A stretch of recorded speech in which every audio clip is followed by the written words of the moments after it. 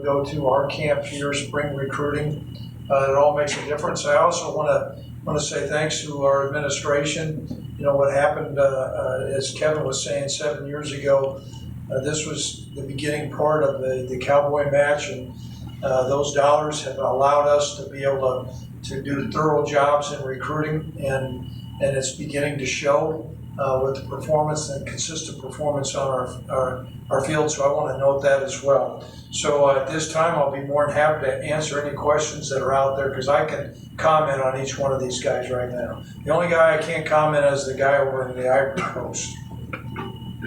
Have you ever had such an embarrassment of riches on the offensive line before? Say that again. It's a long, good question. So have you ever had such an embarrassment of riches before on the offensive line like this? So many guys. Embarrassment of riches. So many guys to choose from. Just speak plainly. We're in Wyoming. You know what? No, but we need it to fortify our offensive line. You can see the number of injuries we've had and the benefit that we've had by having those players out there. I think we worked really hard. That was a point of emphasis. And then sometimes the stars align right too. Some of the guys that fall one way or the other, this is a case where some of the stars fell in the right way. And offensive line and defensive line, those positions are guys that you really recruit, and then you count on them playing typically in about 2 or 3 years. And so these guys are going to be part of that. Some of them may play earlier, but the potential's there, the work habits are there, the size, and so we're really pleased with that. Offensive tackle, you signed 2 of them. That's what you got. And we could have more. Would you look to add more than that? Yes. Never know when another letter's going to come in. Okay?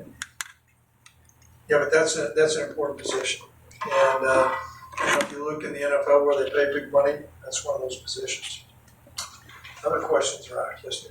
Coach, you built kind of a base with these recruiting classes. Is there some sort of kind of overall mark that you look at with this class, just, adding to that? Well, I think the biggest thing is when Tom Berman and I first met, he stated very plainly that he wanted to play Cowboy tough football. And beyond having a slogan on the T-shirt, players do make a difference. And those Cowboy tough guys, there has to be players who really come here because they buy into what the University of Wyoming is about. And we begin to, you hear the word culture in a locker room, that's beginning to permeate through our football team.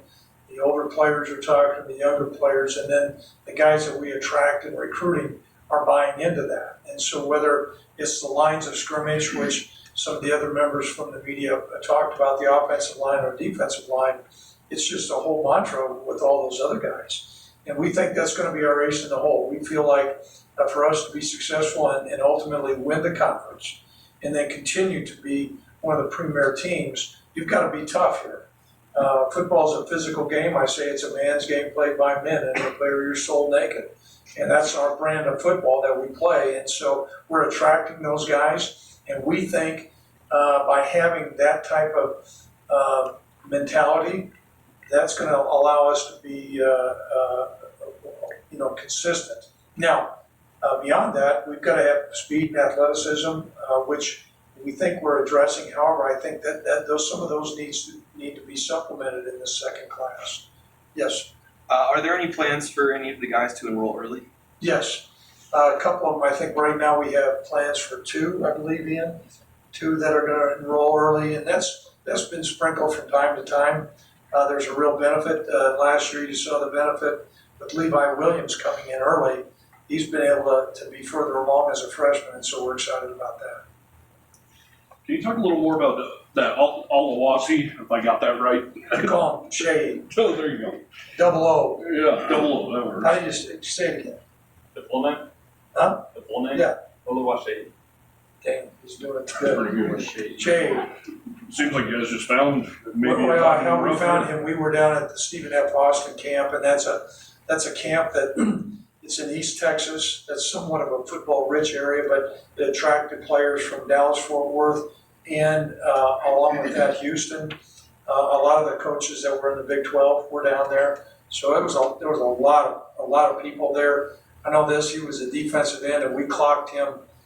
He was clocked a couple times, low 4.5 or under 4.5. He had a big frame, great explosion. We saw him on one-on-one drills. We were fired up about it, and then we accelerated the recruiting process. He fell in love with us. He came up to the Missouri game. It was a great atmosphere, and then he committed. He held firm through this whole recruiting process. It's an area, I lived in Houston for 5 years. It's in the Fort Bend area. It's an emerging area, but we think he's a really, really talented player. Would it be safe to maybe compare him to a Carl Granderson type if he was that young and thin? I think he's further along than